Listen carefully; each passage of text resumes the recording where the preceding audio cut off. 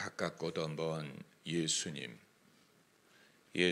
가까운 이유는 우리의 주님이시고 우리가 의지하고 경배하고 따르기 때문이고, 예수님이 먼 이유는 그럴수록 예수님이 높아지다 보니까 인간 예수로 보지 못하기 때문입니다. 역설적인 사실인데 우리가 가장 본받을 대상이 예수님인데도 불구하고 우리가 예수님을 높이고 예수님을 경배할수록 멀리 보이고 높이 보이는 나머지 본받을 대상으로 여기지 않는다는 것입니다. 기독교인들이 흔히 하는 말이 그건 예수님이기 때문에 가능합니다. 그건 예수님이기 때문에 그런 것입니다. 하나님의 아들이니까 그렇게 했지요. 나는 평범한 인간인데 어떻게 예수님처럼 할 수 있습니까? 역설적인 것이지만 우리가 가장 본받을 분이 예수님인데도 불구하고 예수님을 높일수록, 예수님을 경배할수록 나와 다른 분, 높은 분, 숭배할 분으로 여길 뿐이지 예수님을 닮을 엄두를 내지 않는다는 것입니다. 그러나 여러분, 우리가 예수님을 닮을 수 있는 가장 큰 근거는 인간으로 오셨기 때문이에요. 인자가 되신 하나님, 말씀이 육신이 되어 우리 가운데 거하심에 인자가 되신 하나님, 예수님이 사람처럼 보이기만 한 게 아니고 정말로 사람이었어요. 우리가 성경을 읽을 때 예수님이 나와 같은 사람이었다는 사실을 주목하시기 바랍니다. 인간으로서의 속성을 갖고 계셨어요. 배고픔, 예수님이 시장하실 때가 있었죠. 목마르다라고 말씀하실 때가 있었죠. 너희가 나와 깨어있자 고독하게 느끼실 때가 있었죠. 예수님이 슬퍼하실 때가 있었죠. 기뻐하실 때가 있었고 때로는 분노하실 때가 있었고, 가장 큰 증거는 예수님이 죽으셨다는 사실이에요. 예수님의 인간됨의 가장 큰 증거는 십자가에 달았더니 돌아가셨다는 사실. 사흘 만에 부활했지. 그러나 그건 결론에 너무 빨리 가는 것이고 예수님이 피를 흘리고 죽으셨다는 사실에서 예수님의 인간됨의 증거를 볼 수가 있고, 내가 믿을 대상인 것뿐만이 아니고 나에게 본보기가 되시는 예수님을 발견하기를 바라는 것입니다. 어떤 분들은 예수님은 너무 어려워요. 예수님은 너무 힘들어요. 예수님 말고 다른 분을 성경에서 찾아 본보기를 삼을 수 있지 않습니까? 그럴 사람이 없어요. 성경에 여러분이 누구를 닮겠습니까? 모세를 닮겠어요? 다윗을 닮겠어요? 밧세바를 닮을 거예요? 베드로를 닮을 거예요? 누구를 닮을 것입니까? 성경에서 그들을 닮을 수 있는, 배울 수 있는 이유는 우리처럼 흠이 많았는데 믿음으로 살았다는 사실, 우리와 성정이 같은 사람이었다는 데에서 나도 믿음으로 살아야 되겠구나를 배울 수는 있지만, 그들이 우리에게 본보기가 돼서 내가 엘리야처럼 될까, 내가 다윗처럼 될까, 내가 요셉처럼 될까, 이렇게 할 수 있는 것이 아니라는 것입니다. 우리가 예수님을 닮아야 될 이유는 완벽하셨기 때문에, 그게 이유예요. 완벽하셨기 때문에 못 닮는 게 아니고 완벽하기 때문에 닮을 필요가 있는 거예요.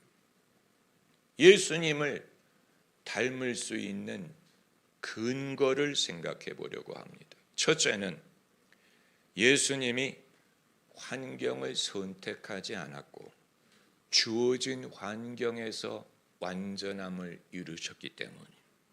이걸 우리가 배우기를 원합니다. 예수께서는 당신의 환경을 선택한 게 하나도 없었어요.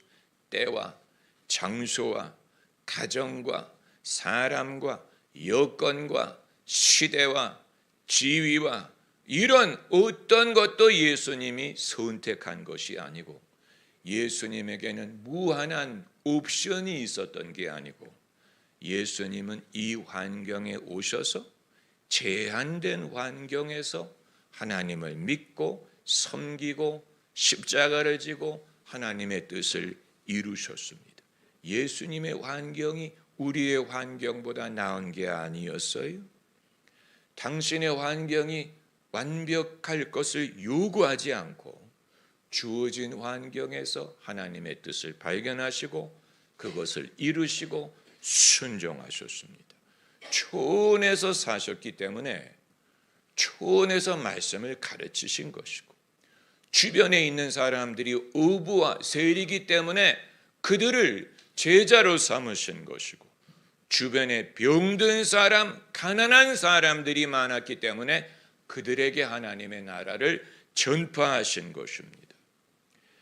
하나님의 뜻을 이루기 위해 어떤 환경을 탓할 수 있는 것이 아니라면 내가 완벽하지 못함을, 내가 순종하지 못하는 것을 내 환경의 탓으로 돌리지 말고 남자로 태어나고 싶었던 것도 아니고 여자로 태어나고 싶었던 것도 아니고 대한민국에서 태어나고자 한 것도 아니고 이 모습 이대로 태어나기로 선택한 것이 아니지만 여기에서 하나님의 뜻을 발견하고 여기에서 내가 행복하고 기뻐하고 나누고 여기에서 하나님을 찾아 그것을 이루면 됩니다.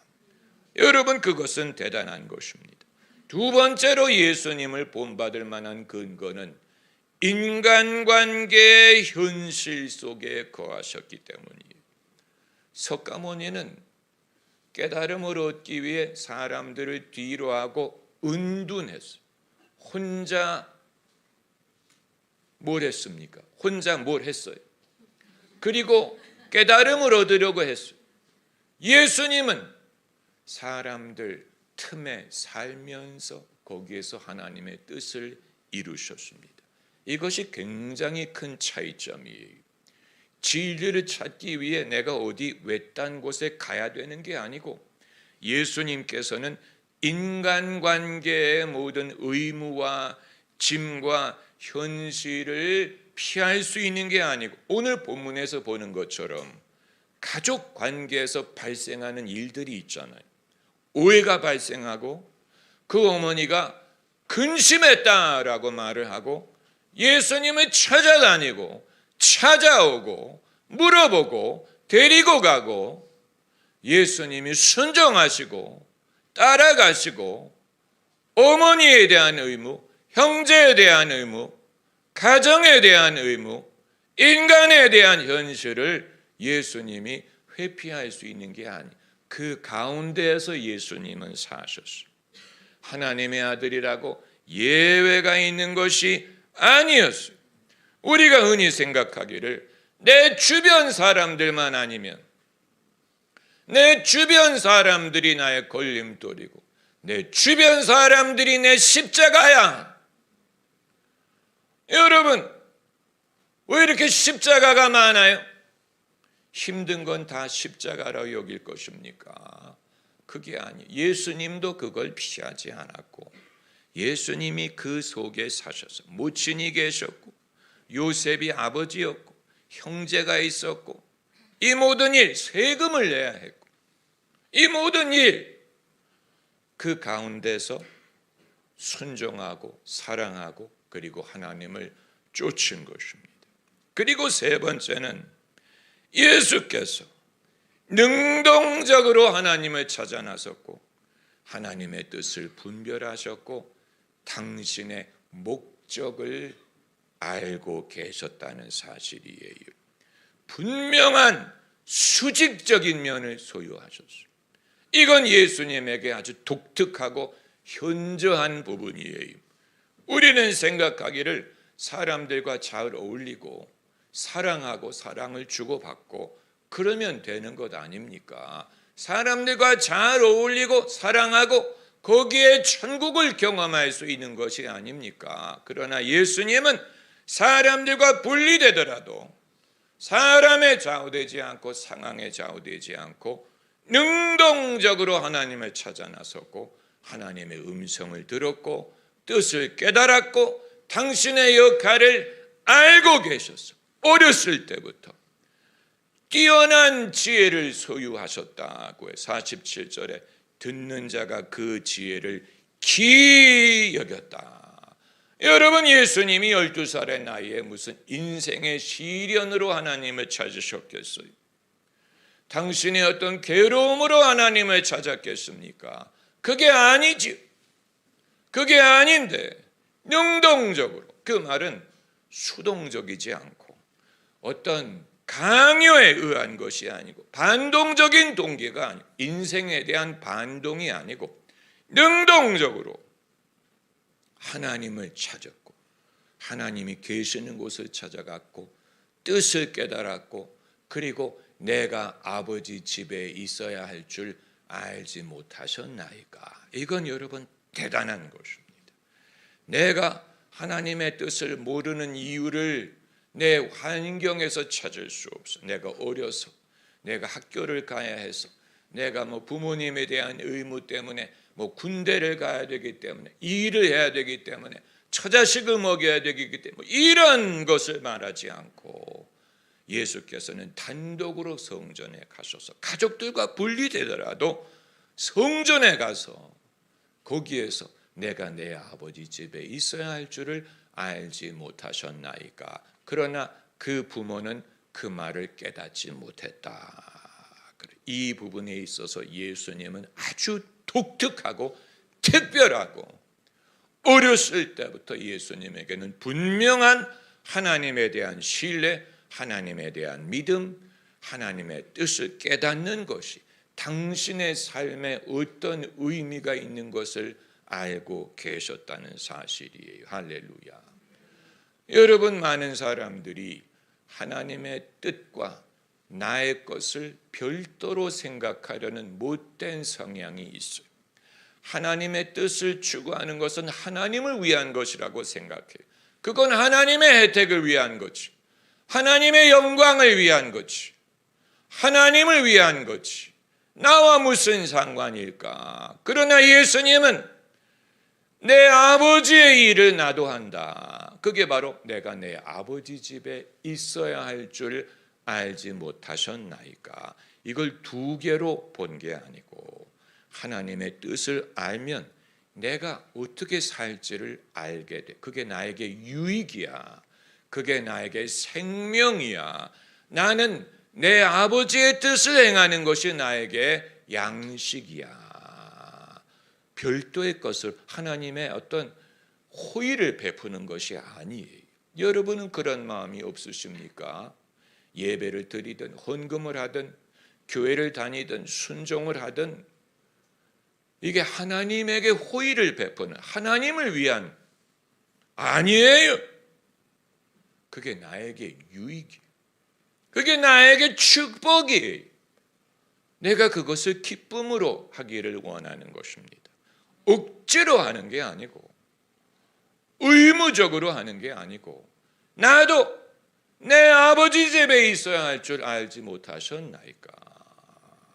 여러분, 이건 대단한 것이죠. 그리고 네 번째로, 그럼에도 예수님은 남에게 배울 때가 있으셨어요. 완벽하다는 것은 다 알기 때문에 완벽한 게 아니에요. 우리가 다 몰라서, 모르기 때문에 내가 부족하다라고 생각할 필요가 없는 이유는 예수님도 오늘 본문 46절에 선생들 중에 앉아 듣기도 하시고 묻기도 하시니 인간 예수의 모습을 발견하는, 그 말은 예수님도 남에게 배울 필요가 있으셨다는, 예수님이 영적인 모든 것에 대해서 임프린트를 완벽하게 갖고 태어나신 게 아니고 배우실 필요가 있었어요. 그걸 창피하게 여기지 않으셨어요. 듣기도 하고 묻기도 하고 주입하는 게 아니었다는 뜻이죠. 제가 성도님들에게 늘 간곡하게 권고하는 것은 질문하는 것을 주저하지 마시라. 예수님도 듣기만 한 게 아니고 물었다. 물으셨다. 여러분, 묻는다는 말은 모른다는 뜻이 아니고 안다는 뜻이에요. 알기 때문에 질문할 거리가 생기는 것입니다. 알기 때문에 더 알게 되는 것입니다. 질문하지 않는 사람은 모르는 거예요. 그렇기 때문에 모르기 때문에 불완전한 게 아니고 배울 수 있다면, 내게 배울 마음이 있다면 얼마든지 완전함에 이를 수 있습니다. 예수님이 모르시는 것이 있었어요. 그 날과 그 시는 인자도 모르고 천사도 모르고 하늘에 계신 아버지만 아신다.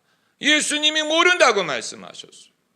누가 내 옷에 손을 대었느냐? 모르기 때문에 물어보시는 거예요. 너희가 오는 길에 서로 무슨 말을 했느냐? 모르기 때문에 물어보신 거예요. 모른다고 해서 그것이 나의 흠이라고 생각하지 말고 배울 의지만 있다면, 배울 의지만 있다면. 그리고 다섯 번째로 예수께서는 당신의 의로움을 사람과 갈등의 소지로 만들지 않으셨어요. 부모님이 찾으러 오니까 어떻게 하십니까? 순종하여 함께 내려가 한 마음으로 받드시더라. 다투지 않았어요. 내가 아버지 집에 있어야 할 줄 알지 못하셨나이까? 라는 말은 다투는 말이 아니고 질문이었어요. 그리고 한 마음으로 내려가 순종하시더라. 이 말은 타협했다는 뜻도 아니고 굴복했다는 뜻도 아니고 하나님을 섬기는 일로 인하여 내가 사람과 다툴 이유가 없는 거예요. 왜 그것 때문에 다툴 일이 생깁니까? 왜 갈등이 있어야 된다고 생각합니까? 오히려 더 화목할 이유가 되고 더 순종할 이유가 되는 것입니다. 할렐루야. 그래서 오늘 본문에 모친이 이 모든 말을 마음에 두니라. 그 말은 고맙게 여기고 귀하게 여겼다는 말.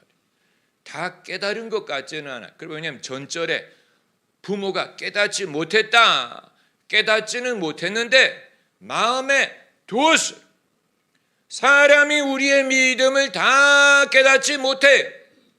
그러나 귀하게 여길 수 있습니다. 저분은 다른 사람하고 달라. 저분은 자신의 믿음을 타협하지 않는데 그 믿음이 나와 이질적인 믿음이 아니고 나와 갈라지는 그런 믿음이 아니고 저분의 믿음 때문에 나는 저 사람이 더 마음에 들어. 저 사람이 내 마음에 들어. 여러분, 여기에서 예수님의 모습을 엿보지 않는다면 어디서 예수님을 발견하겠습니까? 예수님의 특별함이 여기, 사람들이 예수님을 좋아했어요. 사람들이 마음이 예수님에게 끌렸습니다. 할렐루야. 저쪽에 문을 열어주시면 누군가 널 위하여 누군가 문 밖에서 두드리네. 할렐루야. 여러분, 오늘날 불필요한 갈등을 유발하는 이유는, 왜 우리가 불필요한 갈등을 유발합니까? 배우자와 부모님과 형제와 왜 갈등이 일어납니까?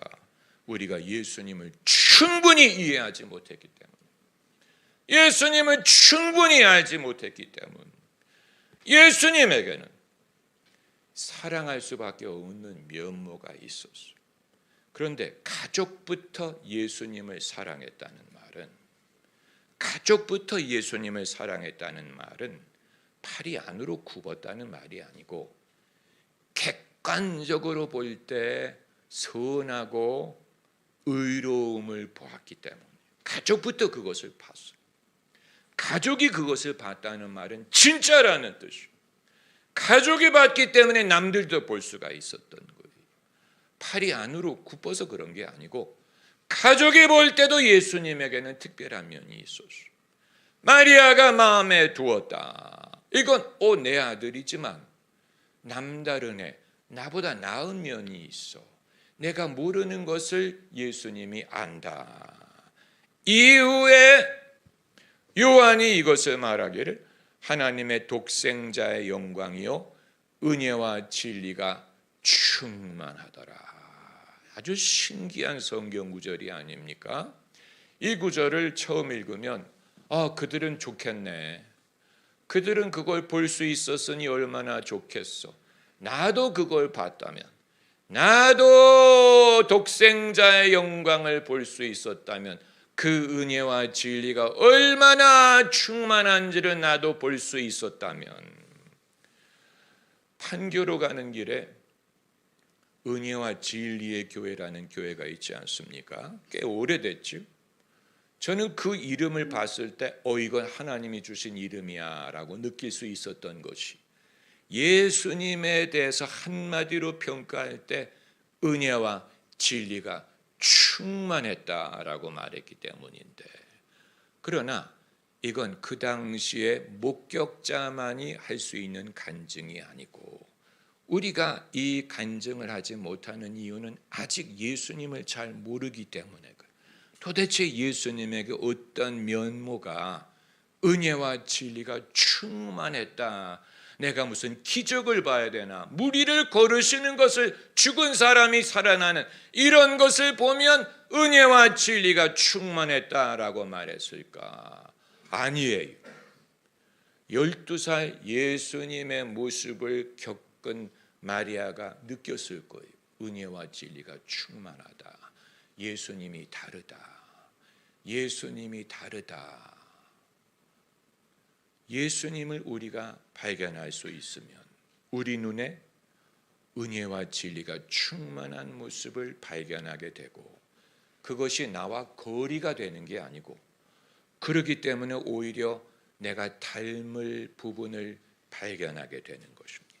내가 예수님을 믿어도 늘 씨름하는 부분이 있는 이유는 이 부분을 내가 닮지 않았기 때문에 그런, 이 부분을 내가 깨닫지 못한 것입니다. 이것이 나와 다른 것이라고 생각한 것인데, 여러분, 무엇을 놓치고 있는지를 깨달을 때 예수님에게 배우는 것이 전혀 불가능하지 않고, 알게 될수록 내가 닮아가는 면을 발견하게 됩니다.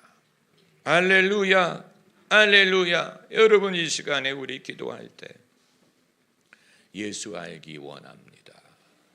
예수도 알게 하옵소서.